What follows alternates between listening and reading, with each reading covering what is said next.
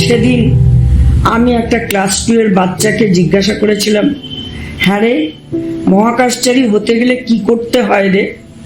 সে যথারীতি ভীষণ রকমের উৎসুক হয়ে আমাকে জবাব দিল, অনেক পড়াশুনো করতে হয়, উঠতে জানতে হয়।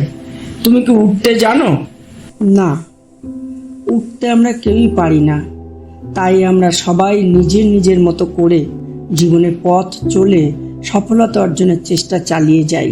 কিন্তু এই সফলতাগুলো পাওয়া বা না পাওয়া, এর বেশিরভাগ অংশটাই আমার মতে নির্ভর করে আমাদের পারিপার্শ্বিক অবস্থা আর আশেপাশে যে মানুষগুলো আছে তাদের উপরে।